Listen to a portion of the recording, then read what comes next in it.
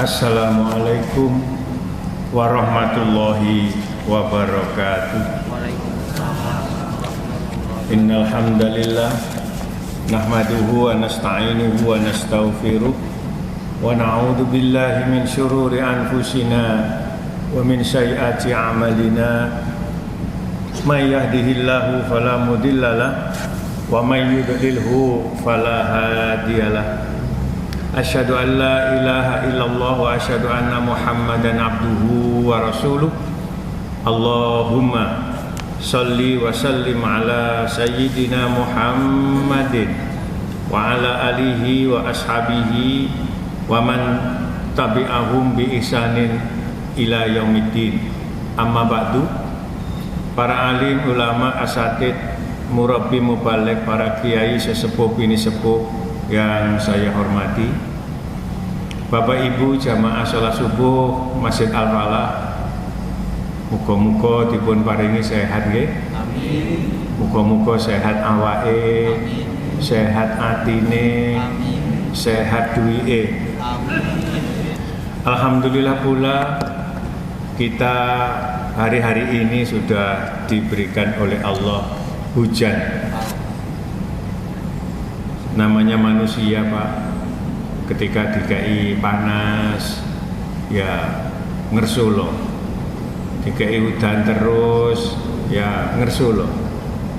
Hanya bagi orang-orang yang bisa bersyukur, hanya bagi orang-orang yang bisa bersyukur atas nikmat Allah yang sudah diberikan pada kita, itulah mereka yang bisa menikmati sebuah kebahagiaan yang sesungguhnya. Hadirin, pagi ini kita akan membahas tentang Muawiyah bin Abu Sufyan, karena beliau ini tokoh yang sangat fundamental, yang sangat populer dan sangat menentukan kebijakan perjalanan peradaban Islam setelah cucu Rasulullah Hasan dan Husain wafat. Disitulah Muawiyah bin Abu Sufyan ini memulai karir dalam menjalankan hidup pemerintahan di awal-awal Islam sesudah Khalifah 4 ini meninggal dunia. Muawiyah bin Abu Sufyan ini mempunyai saudara namanya Yazid bin Abu Sufyan. Ketika itu beliau ini dijadikan gubernur di Syam. Kemudian setelah Yazid ini mangkat, digantilah Muawiyah bin Abu Sufyan. Bapak Ibu, beliau ini masuk Islam ketika terjadi perjanjian atau Sulhul Hudaybiyah di tahun ke-7.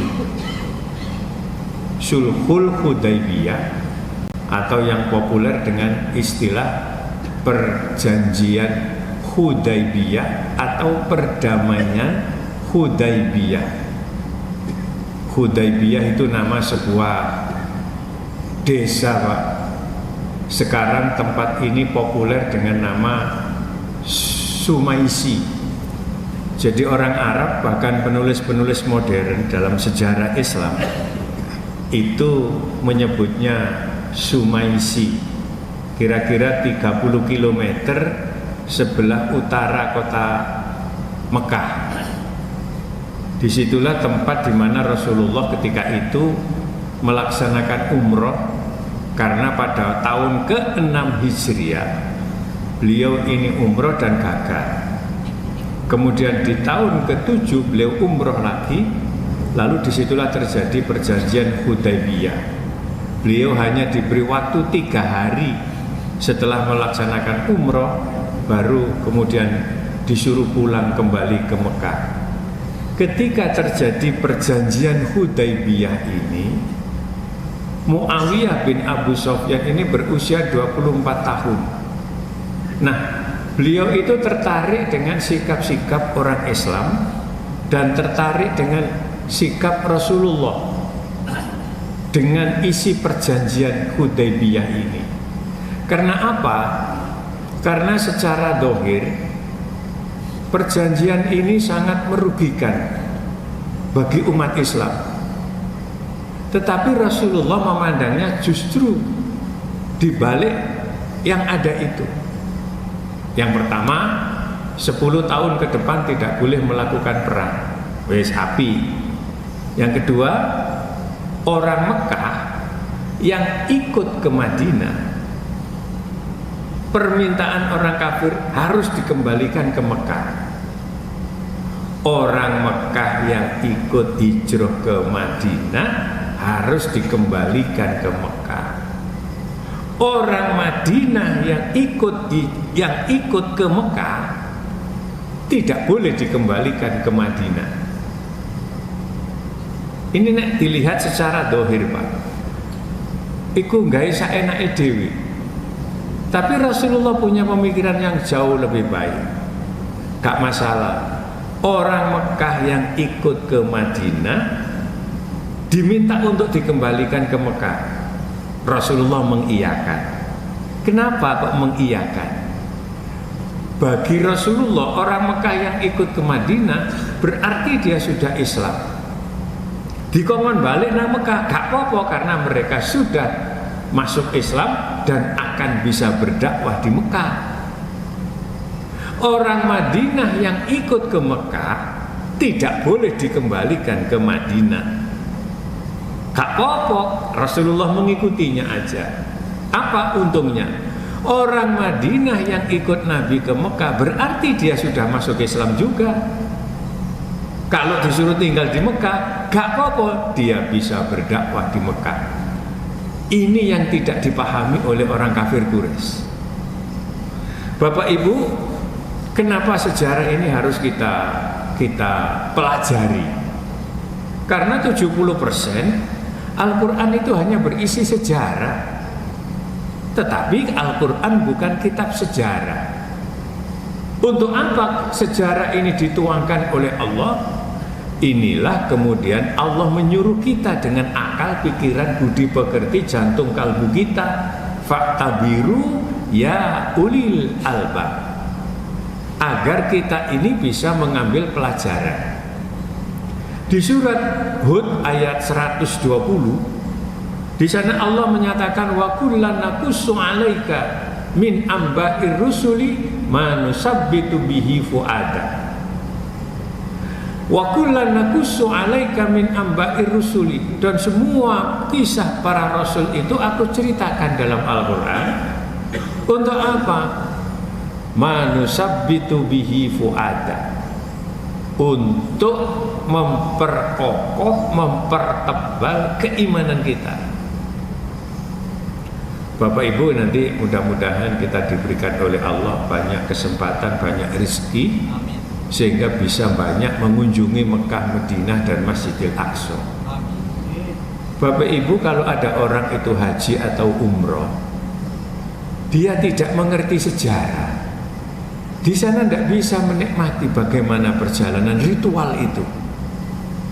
Iki ono Ka'bah, iki ono Sa'i, mloka mlaku, ono Mina, nyawat kerikil, apa ini semua? Tapi ketika ia ini paham sejarah, disitulah akan bisa tertembus ibadah yang fisik ini bisa menembus hati. Ketika bisa menembus hati, maka disitulah letak kekuatan ketebalan iman seseorang. Kembali hadirin kepada Muawiyah. Muawiyah ini ketika Rasulullah ini hidup, beliau diangkat menjadi penulis wahyu. Jadi tidak main-main. Karena ketika saya masih kecil, masih SMP itu membaca sejarah, diterangkan sejarah oleh guru-guru saya. Bahkan ada buku-buku sejarah ini yang kemudian menyudutkan Khalifah Muawiyah bin Abi Sufyan. Kita harus mengacu kepada hadis Rasulullah, ashabi kan nujum. Semua sahabatku, kata Rasulullah, kan nujum, bagaikan bintang.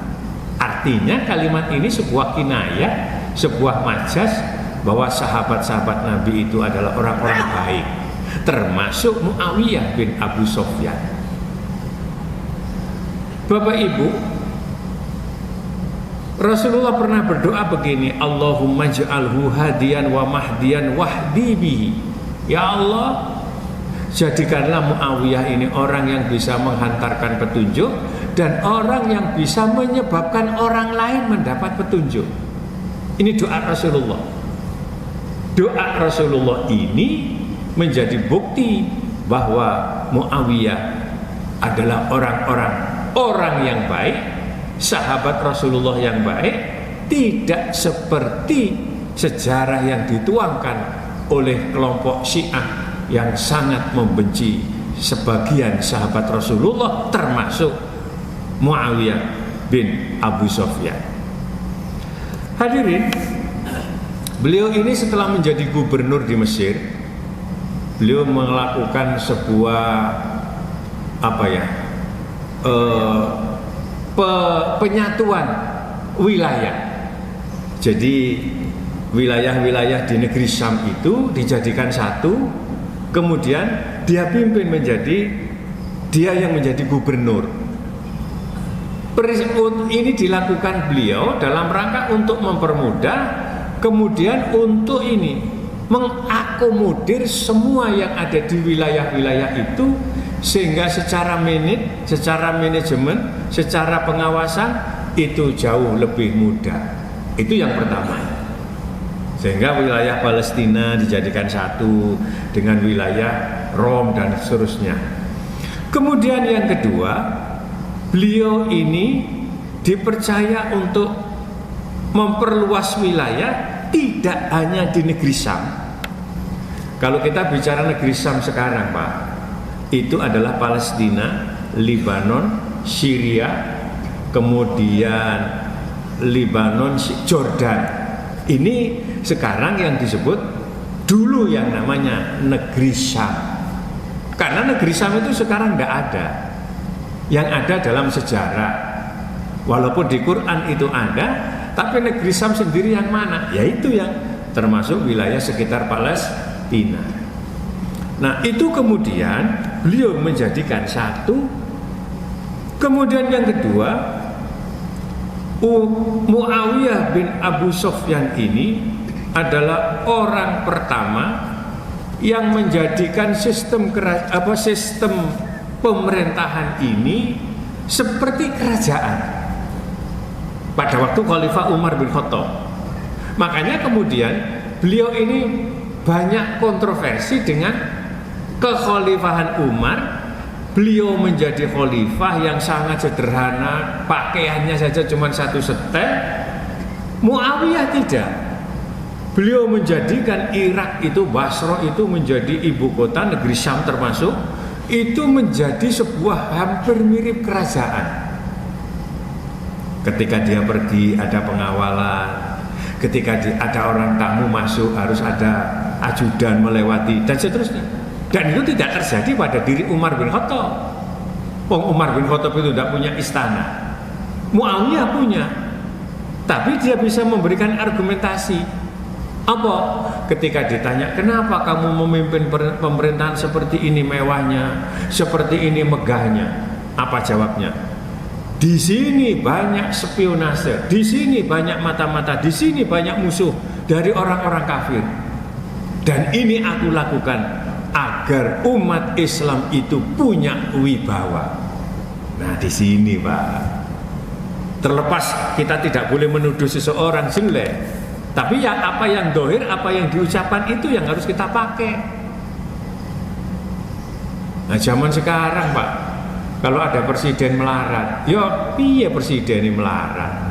Tapi nek suwoge kebacut ya ndak baik. Tetapi harus punya wibawa. Makanya nanti bisa dilacak, Pak, sejarah ini di dalam kitab At-Tabaqat salah satunya yang ditulis oleh Ibnu Sa'id.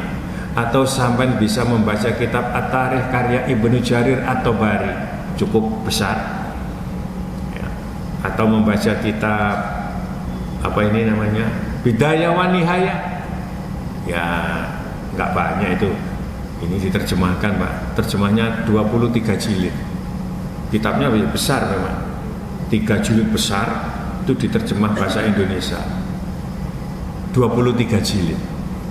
Kitab ini saya mendapat hadiah dari kawan bapak saya, almarhum mertua saya ya, di Mekah. Saya dikasih kitab itu, disuruh membawa Pak satu kamar. Tapi oleh kunggo atau ke Mekah sama ini kayak. Akhirnya saya bawa satu tas besar. Nah, salah satunya Bidayah wan Nihayah. Hadirin, berikutnya kemudian Muawiyah bin Abu Sufyan ini, beliau telah berhasil pada waktu Khalifah Umar dia sudah jadi gubernur. Kemudian pada waktu Khalifah Utsman bin Affan, beliau juga diangkat menjadi gubernur. Jadi beliau sudah malang melintang. Makanya ketika Ali bin Abi Thalib kemudian menyerahkan kekuasaannya oleh Hasan kepada Hasan, Hasan kepada Husain, mereka beliau ini cucu Nabi masih kecil-kecil, masih belia. Tapi Muawiyah sudah punya pengalaman baik umur maupun pengalaman berpolitik. Nah, ini Pak. Jadi orang itu kalau memilih presiden, kematangan usia itu menentukan. Karena presiden ini umpamanya arek cilik ya bahaya Pak. Bukan hanya gak bahaya tadi, bahaya teman. Tapi juga tidak semua orang muda itu kemudian tidak berkualitas.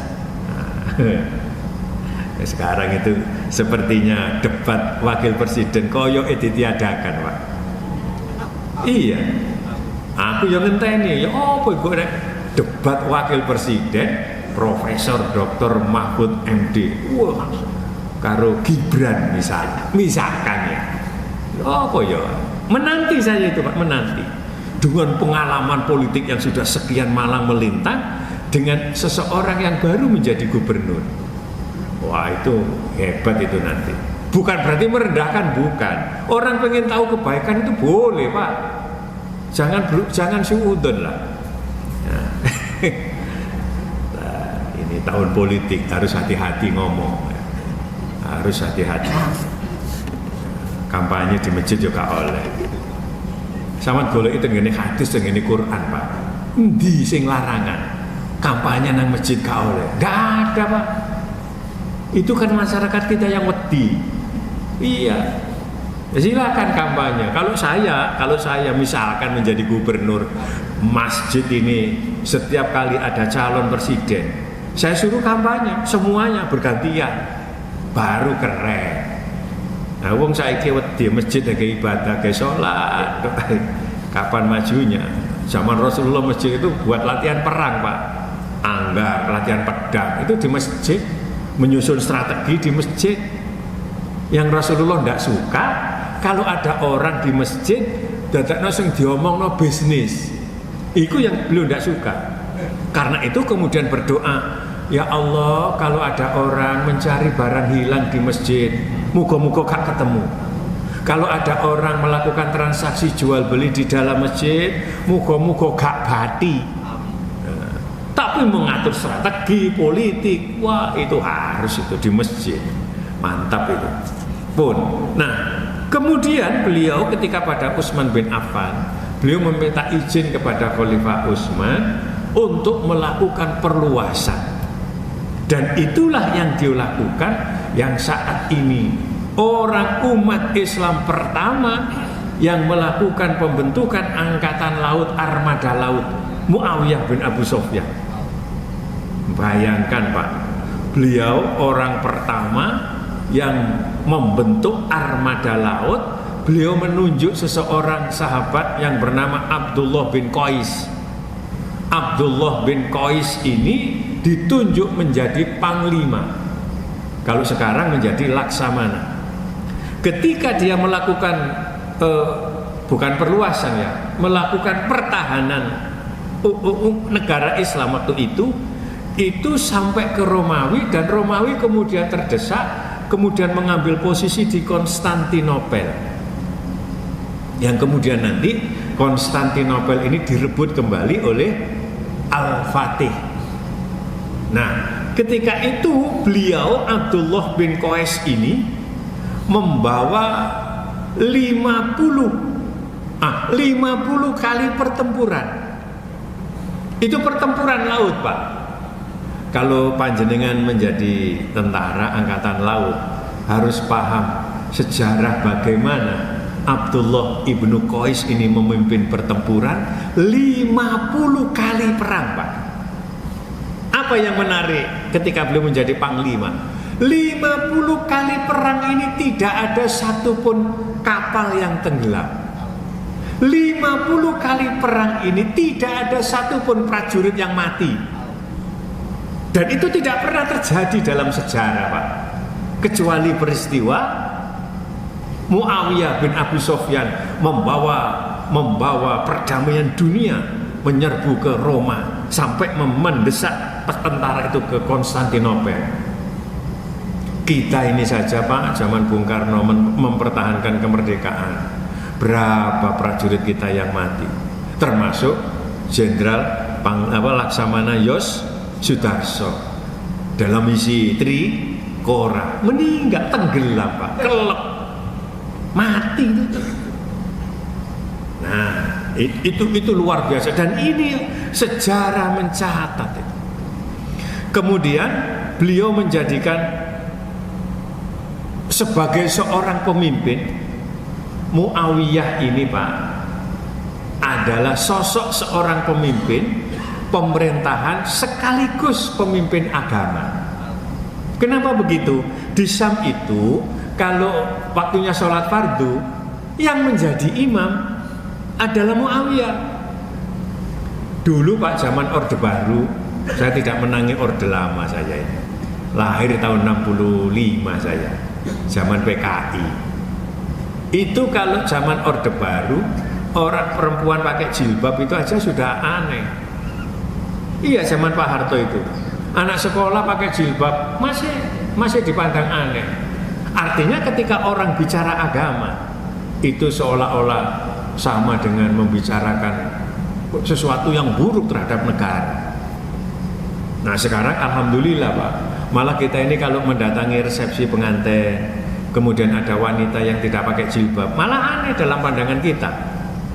Anak sekolah alhamdulillah mulai SD sampai perguruan tinggi itu sudah dibolehkan pakai jilbab. Bapak Ibu mungkin tidak pernah tahu ya, siapa orang yang memperjuangkan sampai turun aturan dari presiden boleh sekolah sampai kuliah pakai jilbab. Dulu tidak boleh. Mungkin ada yang tahu siapa salah satu yang memperjuangkan. Salah satu yang memperjuangkan itu adalah anak remaja Masjid Al-Falah, Pak. Sekolah di SMA 5. Suaminya namanya Sri Sujarno. Sekarang bekerja di YDSN. Nah, istrinya Mas Sri Sujarno itulah salah satu orang yang memperjuangkan jilbab itu agar diperbolehkan di negeri ini. Dan banyak, Pak, banyak. Salah satu yang membantu adalah Cak Nun, MH Ainun Najib. Ya, kita ini hidup di Masjid Al-Falah sekian tahun, kadang-kadang karo sang memperjuangkan jilbab agar diperbolehkan di negeri ini itu adalah anak remaja Masjid Al-Falah. Orangnya masih hidup, Pak, masih bekerja, namanya Mas Sri Sujarno. Nun sewu, kakinya ini cacat beliau ini. Dan itu kawan saya lama di sini. Ini sejarah, Pak. Sejarah. Dan ini namanya peradaban. Yang disebut peradaban itu apa yang kita perbuat, apa yang kita lakukan, apa yang kita sumbangkan untuk negeri ini. Itu baru peradaban. Kemudian Muawiyah bin Abu Sufyan selain pemimpin agama dan juga pemimpin pemerintahan, alangkah indahnya, Pak, kalau kita punya seorang pemimpin ya. Ketika beliau juga seorang yang ahli agama, taat beragama, jujur, tapi juga hebat dalam pemerintahan. Dan sekarang ini sudah banyak. Di Jawa Timur kita punya gubernur Bu Khofifah. Beliau adalah jebolan SMA Khadijah, santri. Kita punya Bupati Sidoarjo, anak Gus Ali, Masya Allah. Kita punya Bupati di Lumajang, itu namanya Thoriqul Haq. Beliau kalau tidak salah, beliau alumni Pondok Pesantren Mambaul Hikam, Mambaul Ulum Denanyar Jombang. Kita punya Wali Kota Pasuruan, Gus Ipul, Kiai. Punya Bupati Pasuruan, adiknya Gus Ipul, Gus Irsan, Kiai. Dan itu sudah banyak. Dan itu teduh, Pak. Teduh, dan nang hatiku teduh. Tapi kalau kita punya pemimpin korupsi, wis. Kalau bahasa Belandanya gaplek, gregetno. Delok enak, Pak. Iya, sama harus cerdik dari 3 calon ini. Kira-kira siapa yang memenuhi kriteria ini? Ojo ngawur Pak milih pemimpin ini. Apalagi sekarang banyak oknum yang memberi santunan. Ya Allah, iki besok kita pertanggungjawabkan pada Allah. Saman milih nomor 1 niku sinten? Amin Anies Baswedan. Ditakoni karo Gusti Allah, "Lah apa kok memilih Amin?" Milih nomor 2 sinten? Ganjar apa Prabowo? Prabowo. Ditakoni Pak sampean besok. Milih nomor 3, Ganjar. Ditanya sama Tuhan. Dan itu akan kita pertanggungjawabkan, tidak main-main. Nah, nek wis delok sosok orangnya, lihatlah programnya. Setelah melihat program, lihatlah pengusung partainya. Iku Pak. Nah, disitulah perlu kejernihan, perlu ya kecerdasan. Nah, Muawiyah bin Abu Sufyan ini orang yang berhasil memimpin, menjadi pemimpin yang dicintai rakyatnya dan dia mencintai rakyatnya. Nanti saya buka dalam hadis Pak. Salah satu ciri pemimpin yang bagus, yang hebat adalah orang yang pemimpin itu mencintai rakyatnya dan rakyatnya mencintai pemimpinnya. Kalau kita lanjutkan, apa cirinya pemimpin yang mencintai rakyat dan rakyat yang mencintai pemimpin?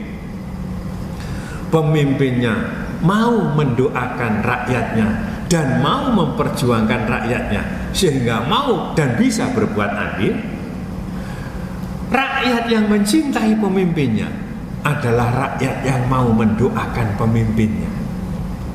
Bapak Ibu, saya tanya jujur, gak usah dijawab. Saman tahu tandu gak no presiden? Hah? Dongak no tahu ya man? Dongak no api ya maksudku ya? Iya, saya tidak yakin apa itu. Angel Pak.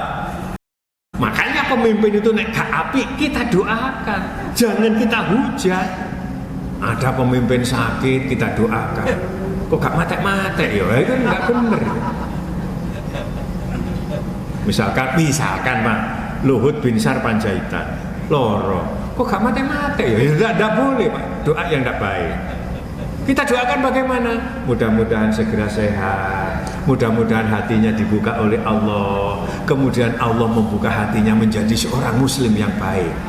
Allahumma, itu Pak. Seperti doa Rasulullah kepada Umar dan Abu Lahab.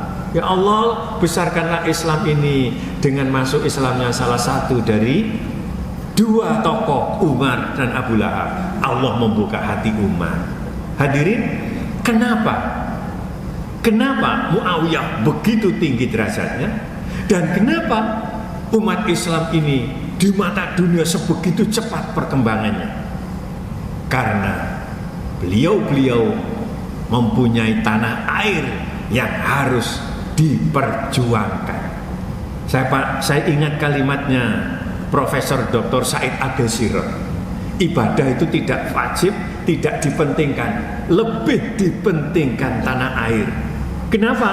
Karena orang tidak bisa beribadah kalau tidak punya tempat tinggal. Disinilah kemudian ada statement apa? Man laisa lahu ardun laisa lahu tarikh. Wa man laisa lahu tarikh faqad nusia. Siapa orangnya yang tidak punya tempat tinggal, tidak punya negeri, tidak punya negara, dia tidak akan pernah bisa mengukir sejarah. Siapa orangnya yang tidak bisa mengukir sejarah dalam hidupnya, ia akan begitu saja dilupakan. Kita ini hidup di negeri yang gemah ripah loh jinawi. Mudah-mudahan sebentar lagi Allah memberikan pemimpin, dan pemimpin itu bisa menjadikan perubahan Indonesia lebih baik. Amin. Allahumma amin. Amin teman loh nggih. Nggih. Engko dituduh kampanye. Donga iki amin. Mudah-mudahan sisa umur kita barokah, rezeki kita barokah, rumah tangga kita sakinah mawaddah warahmah, anak cucu kita soleh-solehah. Kalau yang hadir ini ada yang sakit, keluarganya sakit, mudah-mudahan segera sembuh. Ada yang punya cita-cita mulia, Allah segera mengabulkan. Ada yang dilanda problem hidup yang sulit, Allah segera memberi jalan keluar.